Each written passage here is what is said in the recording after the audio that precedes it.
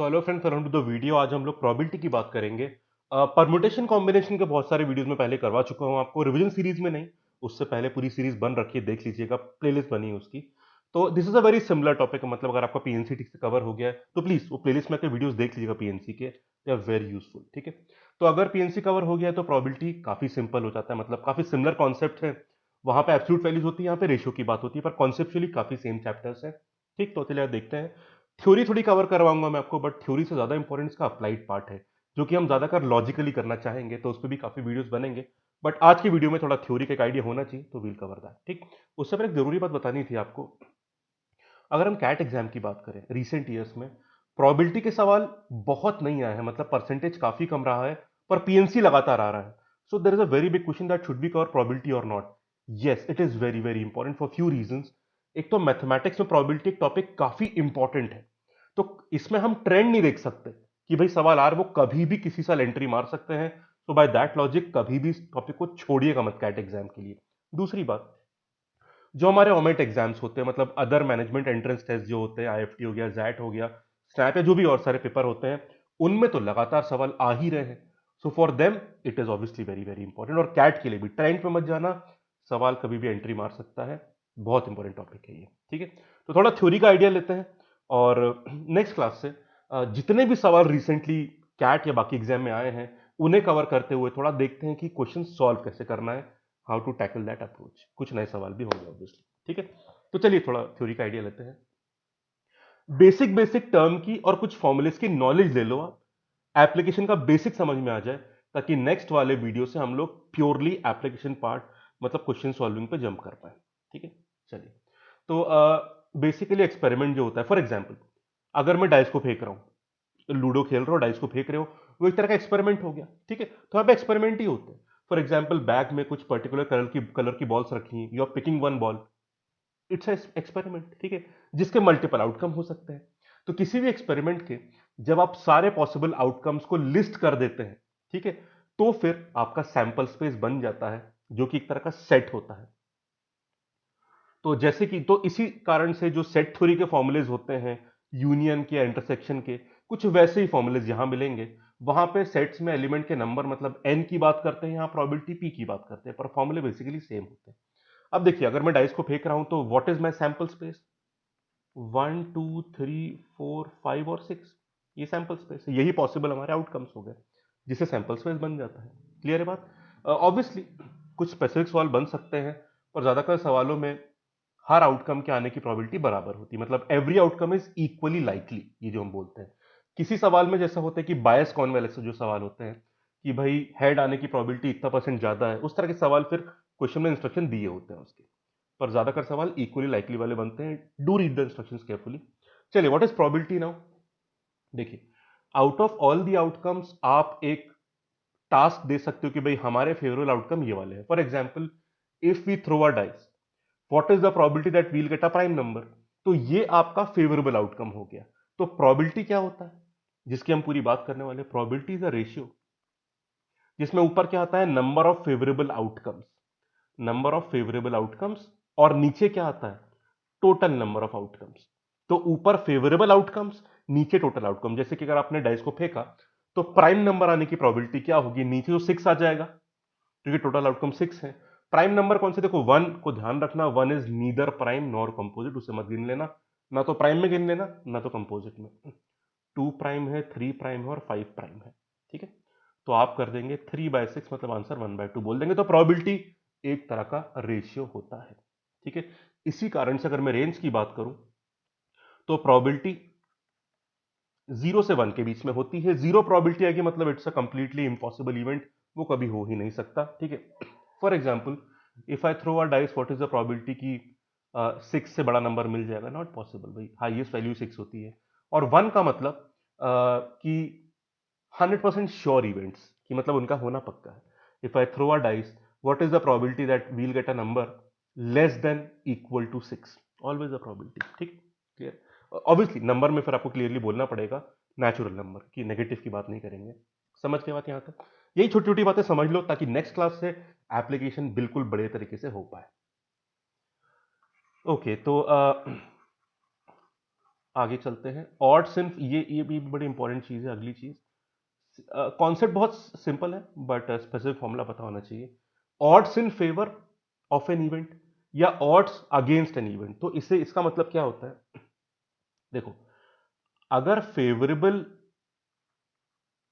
Favourable events का जो number है वो m है, ठीक है, और अनफेवरेबल इवेंट जो है आपके, अनफेवरेबल, वो है n, तो टोटल कितना बन रहा है आपका m+n। ठीक है, क्लियर। मान लीजिए दो ही तरह के इवेंट है, या तो फेवरेबल या नॉन फेवरेबल, टोटल m+n हो गया, तो प्रोबेबिलिटी फेवरेबल की क्या हो जाएगी, m और अपॉन m+n। तो समझ गए। चलिए अब यहां काम की बात देखना। ऑड्स इन फेवर का मतलब होता है इट इज अ रेशियो जहां पे ऊपर आता है नंबर ऑफ फेवरेबल इवेंट और नीचे आता है नंबर ऑफ अनफेवरेबल इवेंट्स। होगी बात क्लियर। ऊपर आता है ना, जैसे अगर मैं बोलता हूं what is odds in favour of getting a prime number if you throw a dice, तो फेवरेबल इवेंट कितने हैं, 3। नीचे क्या आ जाएगा बताइए, नीचे क्या आ जाएगा, नंबर ऑफ अनफेवरेबल इवेंट्स, बाकी 3, क्योंकि बाकी 3 प्राइम नंबर नहीं होते। 3/3, 1 आ गया। क्लियर। ऑड अगेंस्ट मतलब क्या होता है, बस उल्टा।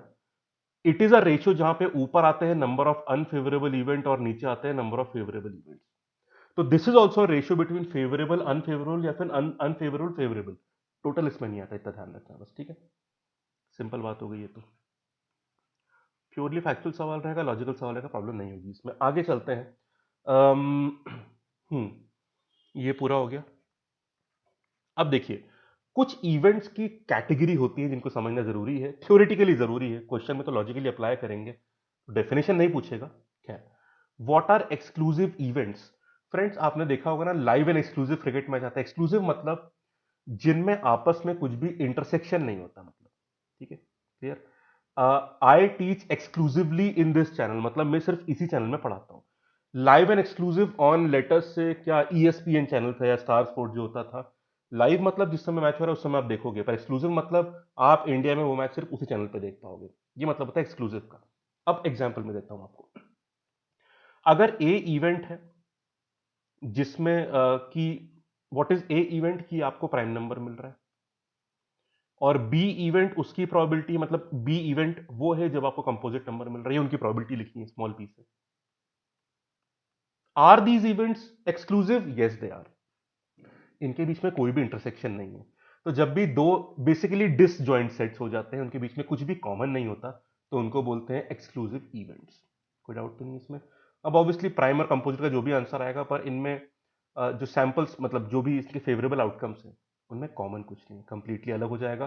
तो देर मतलब जिनके आउटकम्स बिल्कुल मैच नहीं करते। क्लियर है। चलो भाई, एग्जॉस्टिव इवेंट क्या होते हैं। एक बात ध्यान रखना, इनका जो कंप्लीट टर्म होता है वो ये होता है, exclusive event, basically the complete terminology is mutually exclusive event. Mutually exclusive event, basically दो इवेंट्स आप म्यूचुअली मतलब आपस में एक्सक्लूसिव होते हैं। और एग्जॉस्टिव का मतलब होता है कलेक्टिवली एग्जॉस्टिव इवेंट। एग्जॉस्टिव मतलब जब पूरा कवरेज हो जाए, मतलब कि आप कुछ इवेंट्स क्रिएट करिए, 1 करो, 2 करो, 3, जितने भी करने हैं, उन सब के आउटकम मिला के, मतलब उनका यूनियन लेके, कॉमन आए चलेगा, ठीक है। अब हमारा मोटिव एक्सक्लूसिव करना नहीं है, कॉमन हो भी सकता है, कॉमन नहीं भी हो सकता, पर उन इवेंट्स को मिला के अगर हमारा ओरिजिनल सैंपल स्पेस पूरा कवर हो जाता है तो उसे बोलते हैं collectively exhaustive events. I wish to complete the syllabus exhaustively for the examination, मुझे पूरा सिलेबस कवर करना है, ठीक है। एग्जाम्पल देखें। एक बात बताओ फ्रेंड्स, अगर ए है प्राइम नंबर, बी है कंपोजिट नंबर का आना, क्या ये दोनों इवेंट्स मिला के कलेक्टिवली एग्जॉस्टिव हैं? No they are not. कौन रह जाएगा? 1 रह जाएगा। अगर सी इवेंट में और क्रिएट हो तो इसमें 1 आ जाए हमारा। अब ये तीनों इवेंट कलेक्टिवली एग्जॉस्टिव हो गए, तीनों को मिला के हमारा original sample space completely cover हो जाता है। ये बात समझ में आ गई होगी आपको, ठीक है। चलिए अब आते हैं तीसरी बात, ये अगली बात पर, और ये है इंडिपेंडेंट इवेंट्स। देखिए फ्रेंड्स, एक बात ध्यान रखना, जब भी हम दो इवेंट का इंटरसेक्शन लेते हैं, मान लीजिए पी ए इंटरसेक्शन बी, ठीक है, मतलब हम चाहते हैं ए भी हो जाए एंड बी भी हो जाए। ऐसे केस में जरूरी बात ध्यान रखना, इंटरसेक्शन मतलब एंड, दोनों इवेंट होने चाहिए।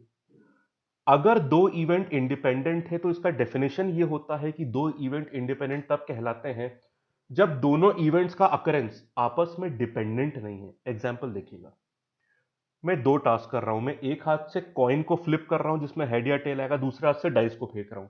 अब एक इवेंट सुनिए, what is the probability that I get heads in the coin and I get 4 number in the dice. ये दोनों इवेंट्स आपस में इंडिपेंडेंट है क्योंकि इनमें से दोनों का अकरेंस एक दूसरे पर डिपेंड नहीं करता।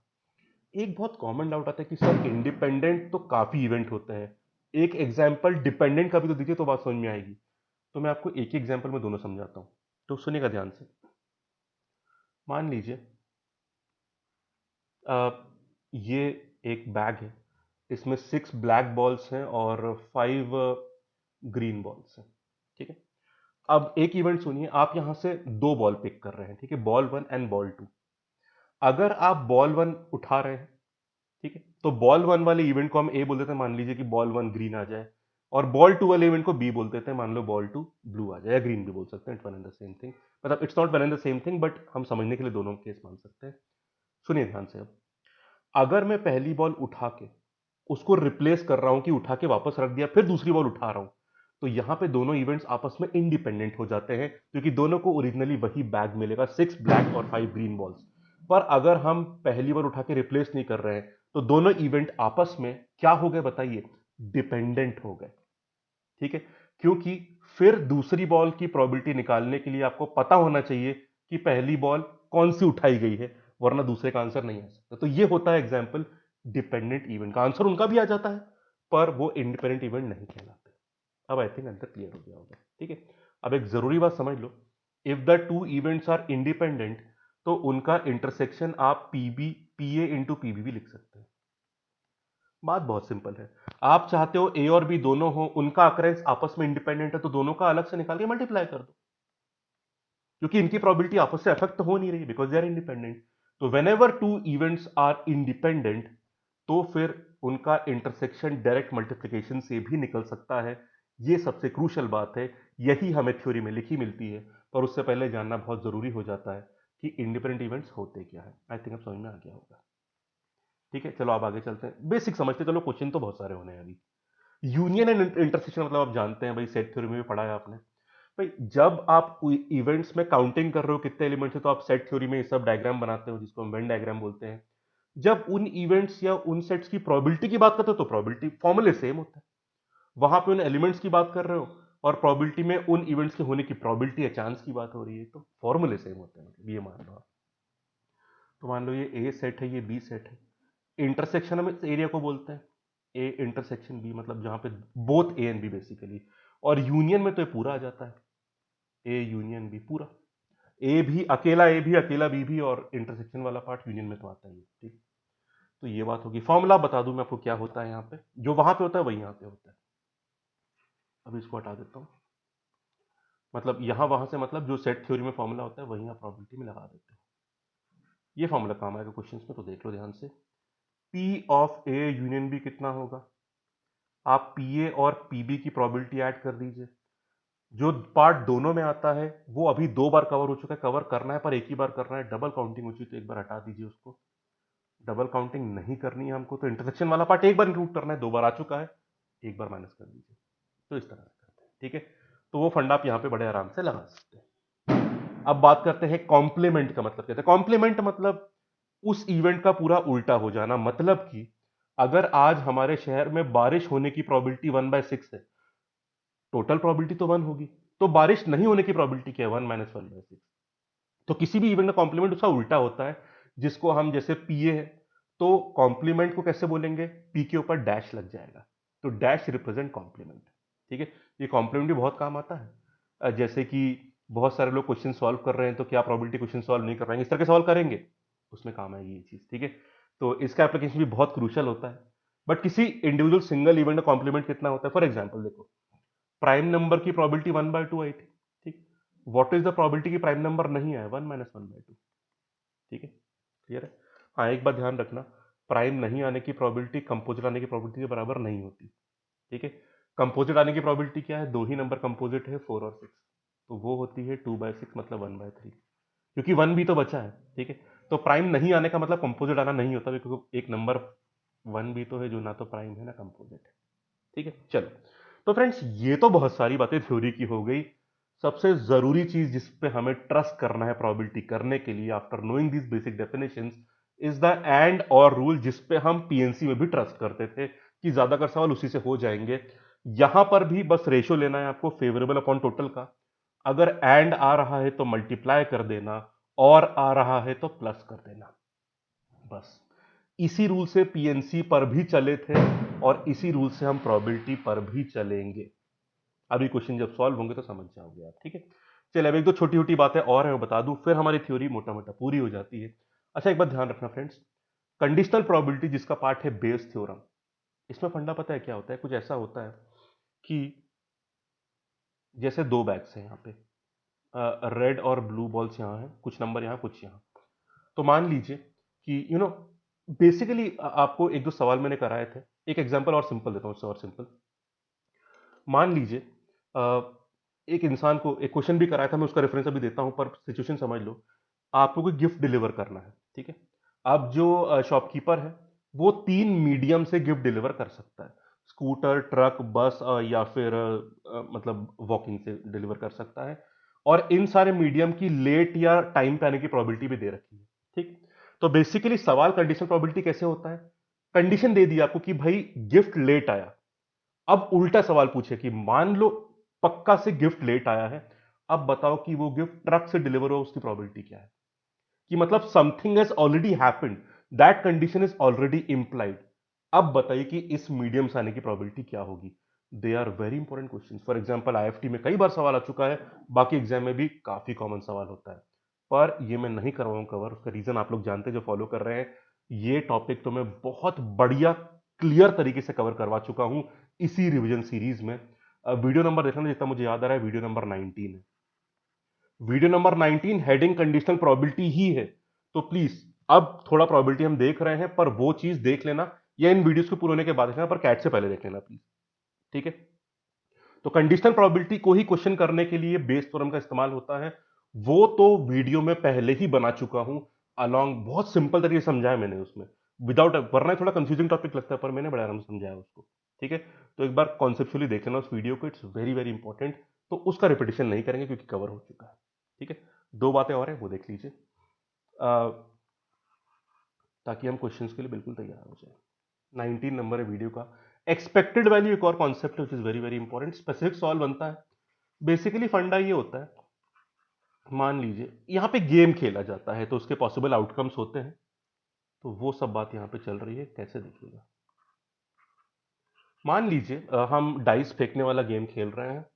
अगर प्राइम नंबर आया तो आप 70 रुपीज जीत जाओगे। कंपोजिट नंबर आया तो हम लोग 50 रुपीज हार जाएंगे। और अगर वन आ गया तो हम 10 रुपए जीत जाएंगे, ठीक है। और कई बार क्या होता है, ऐसे गेम को खेलने के लिए एंट्री टिकट भी होती है। तो मान लो इस गेम को खेलने के लिए एंट्री टिकट 20 है।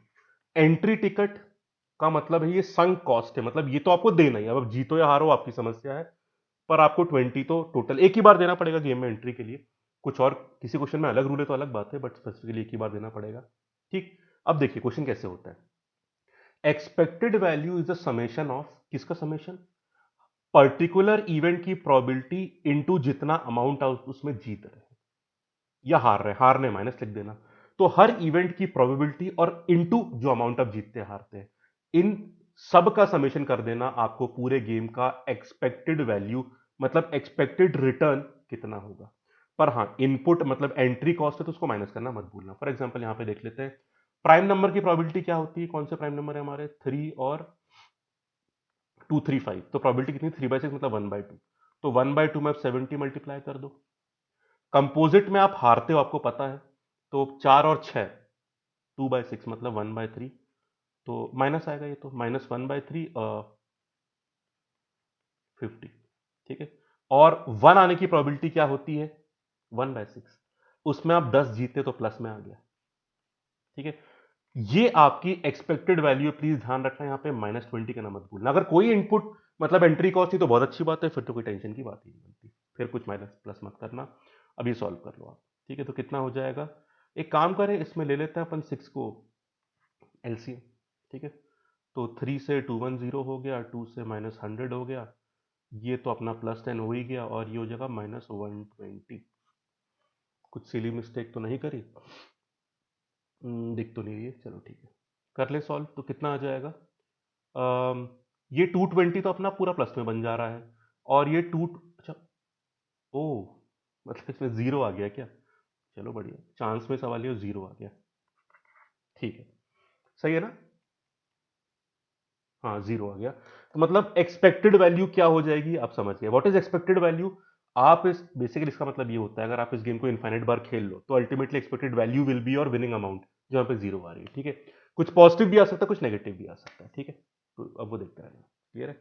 तो दिस इज द कॉन्सेप्ट, बहुत सिंपल कॉन्सेप्ट है, बट ये थोड़ा पता होना चाहिए। ना पता हो तो कई बार इजी सवाल छूट जाते हैं, बी केयरफुल इन दैट। आखिरी बात देख लो, फिर प्रोबेबिलिटी की कहानी, बेसिक्स पूरे हो गए, फिर हम क्वेश्चन के लिए बिल्कुल तैयार रहेंगे। चलिए भैया, यहाँ पे अब सवाल ये है कि प्रोबेबिलिटी के सवाल इन तीन चीज़ों में काफ़ी कॉमनली आते हैं, तो उनका पता होना चाहिए। कॉइन पता है आपको, या तो हेड आएगा या टेल आएगा, तो 1/2 दोनों की प्रोबेबिलिटी होती है। डाइस की बात हम तब से कर ही रहे हैं, ठीक है। हर आउटकम की प्रोबेबिलिटी 1/6 होती है। स्पेसिफिक कंडीशन बोली तो आप देख लेना, ये सब हम तब से डाइस की बातें करे जा रहे थे। कार्ड की और बात सुन लो, जो प्लेइंग कार्ड होता है, ये आखिरी बात है, बट वेरी वेरी इंपॉर्टेंट, क्योंकि सवाल यहाँ से बन जाते हैं, ठीक है। अब कैसे सवाल बनते हैं वो एक बार देख लीजिए। प्लेइंग कार्ड में क्या होता है देख लीजिए, ये रेड में होते हैं और ये ब्लैक में होते हैं,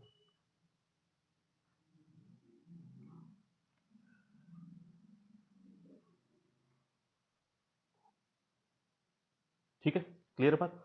अब इनका नाम देख लीजिए। नाम यहां से देखना शुरू करते हैं। इसको हर्ट बोलते हैं, इसको डायमंड बोलते हैं, इसको स्पेड बोलते हैं, इसे क्लब बोलते हैं, ठीक है। देखो, ये तो वैसे हम इसको ईट, ये रेड में है, ये रेड में होते हैं, ये भी रेड में होते हैं। अब बचपन में ताश तो खेलेगा आपने। ये ब्लैक में आ गया, ये वाला भी ब्लैक में आ जाता है, ठीक। तो जो पान बोलते हैं उसको हर्ट, हर्ट शेप का तो आप समझ सकते हो। वैसे इसको ईट बोलते हैं, पर डायमंड शेप का भी आप इमेजिन कर सकते हैं। इसको क्लब मान लीजिए, इस पे ये नाम याद रखना प्लीज, क्योंकि एग्जाम में ना चिड़ी हुकुम वो सब नहीं आएगा, आपको इसी तरह से याद करना पड़ेगा, तो एक बार नाम याद कर लो, ठीक है। हर पैक में 52 कार्ड्स होते हैं, और इन चारों कैटेगरी में सब में 13 कार्ड्स होंगे। कौन से होंगे? इक्का, जो बेसिकली 1 माना जाता है, फिर 2, 3, 4, 5, 6, 7, 8, 9, 10, जैक, क्वीन और किंग। नंबर्ड कार्ड्स इन 9 को मानते हैं, मतलब 2 से लेके 10 तक। फेस कार्ड्स इन 3 को मानते हैं, फेस कार्ड्स 3 को मानते हैं। एक और कैटेगरी होती है ऑनर कार्ड्स, ऑनर कार्ड्स मानते हैं जैक, क्वीन, किंग और एस कार्ड जो होता है। तो ऑनर कार्ड हर 13 में 4 होते हैं, नंबर्ड कार्ड्स हर 13 में 9 होते हैं, टोटल चाहिए तो इंटू 4 कर देना आप। तो ये इनमें फेस बना होता है जैक, क्वीन, मतलब गुलाम बेगम बादशाह जो बोलते हैं, जैक, क्वीन, किंग, ये फेस कार्ड से फेस बना है।